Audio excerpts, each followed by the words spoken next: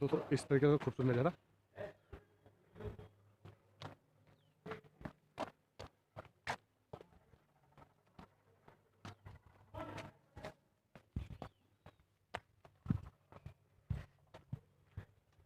ये देखिए आपको कुछ खिलाड़ी खेलते दिख जाएंगे जो प्रैक्टिस कर रहे हैं।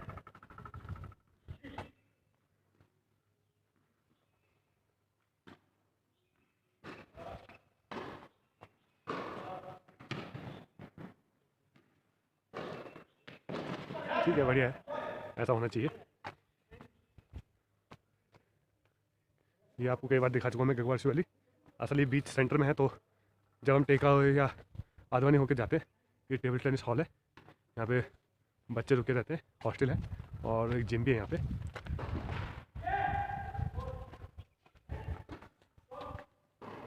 ये सारे हॉस्टल के बच्चे हैं। बच्चों आप लोग काहे की ट्रेनिंग ले रहे हैं? हॉस्टल में रहते हो? नहीं, कुछ कोचिंग वोचिंग कुछ नहीं है? और वैसे कहाँ से? ये उत्तरकाशी के बच्चे हैं और यहाँ हॉस्टल में रहते हैं। और ये बैडमिंटन ये बागेश्वर के हैं। चलिए अच्छा है, कैरी ऑन।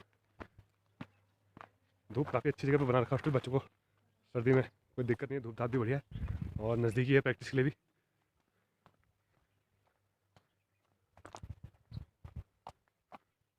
और ये है वो रास्ता जिसकी मैं बात कर रहा था। एकांत है और बढ़िया है, अपना सुकून से चलते रहिए। पसीना निकाली ट्रैकिंग में, और क्या है, ज़्यादा बढ़िया होगा खूबसूरत नज़ारों के साथ।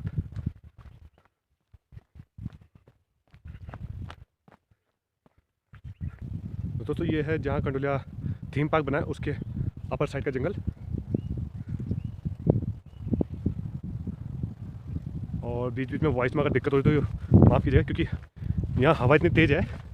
और मैं यही टॉपिक छेड़ रहा था कि जब चलते रहते हैं तो जगह तो दिखाते रहते हैं, लेकिन कुछ एक मुद्दों की बात भी हो लेनी चाहिए तो ज़्यादा अच्छी रहती है। पौड़ी में विंड मिल के लिए इतना अच्छा एटमॉस्फेयर है ना, कि मैं बोल रहा हूँ कि आप बिजली बनाइए भी और बिजली भी अन्य राज्यों को बेचिए भी, उसका आपका राजस्व यानी कि रेवेन्यू भी बढ़ेगा, है ना।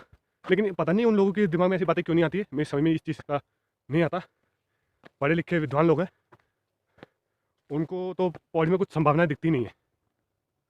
मैं बात कर रहा था विंड मिल की। विंड मिल में आपको ज़मीन में इतना ज़्यादा खुदाई भी नहीं करनी है ना, कहीं से स्पेशल जगह भी नहीं लेनी है। भाई आपकी सरकारी ज़मीन जो आपके अंडर में आ रहे हैं, आप वहीं पे इस चीज़ का प्रोजेक्ट लगाइए, सोलर प्रोजेक्ट लगाइए, है ना। रोजगार का सृजन कीजिए। जब आप विंड प्रोजेक्ट लगाओगे, सोलर प्रोजेक्ट लगाओगे, तो कुछ एक लोगों को रोजगार भी मिलेगा। रोजगार मिलेगा तो फिर लोगों से पलायन कम होगा, लोग स्थिर रहेंगे, रुके रहेंगे।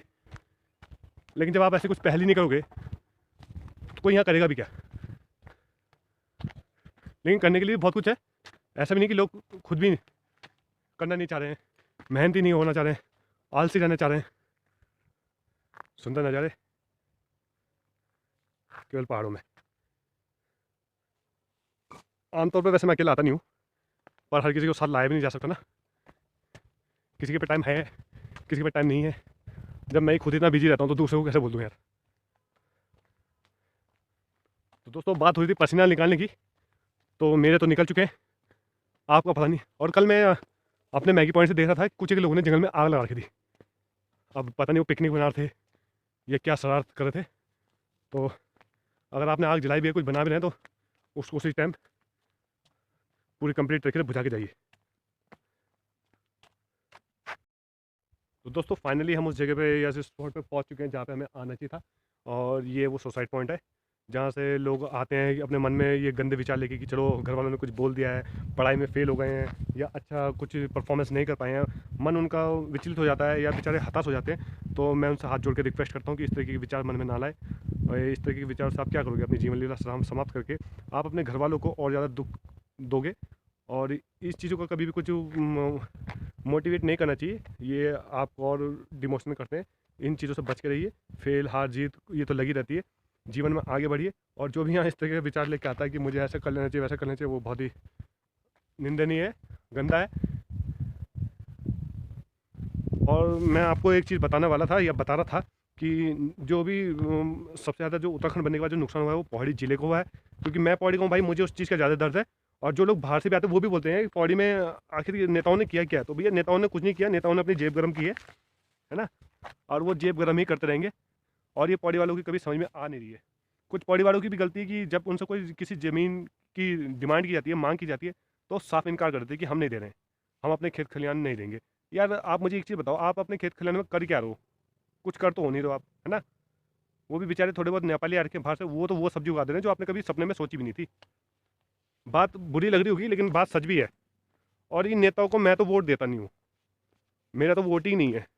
मैं तो आप लोगों से भी बोलता हूँ, ये जनता जनार्दन से प्रार्थना करता हूँ कि वो वोटिंग मशीन में एक ऐसे न्यूट्रल बटन लगाए कि जिसको जो नेता पसंद ही नहीं है, जो वोट देना ही नहीं चाहता, वो न्यूट्रल बटन दबा दे कि भाई मैं तो न्यूट्रल हूँ, मैं किसी को वोट वोट देने को तैयार नहीं हूँ। वोट उसको दो।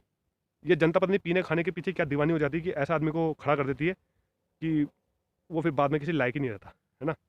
वो कुछ करता ही नहीं है। तो दोस्तों मेरी बातें बुरी ज़रूर लगती हैं, लेकिन मेरी तर्कपूर्वक मेरी बातें होती हैं, क्योंकि तर्कपूर्वक आदमी की बातें तो बुरी लगती हैं लेकिन वो कहता बिल्कुल सच्ची बात है। तो अगर आपको पौड़ी को बचाना है तो आपको एकजुट होना पड़ेगा।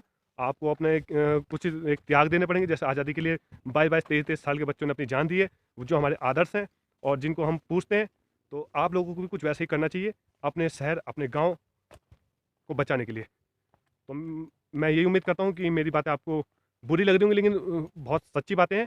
और आप स्वस्थ रहें, मस्त रहें, ठंड से बच के रहें, मेरी वीडियो देखते रहें, लाइक सब्सक्राइब जरूर करना मत भूलिएगा। तब तक के लिए नमस्कार, प्रणाम। दोस्तों आज का व्लॉग यहीं ख़त्म करते हैं और मिलते हैं एक नई जगह, नई उम्मीदों के साथ। तब तक स्वस्थ रहिए, मस्त रहिए, ठंड से बच के रहिए और मेरी वीडियो देखते रहिए। नमस्कार, प्रणाम, बाय बाय।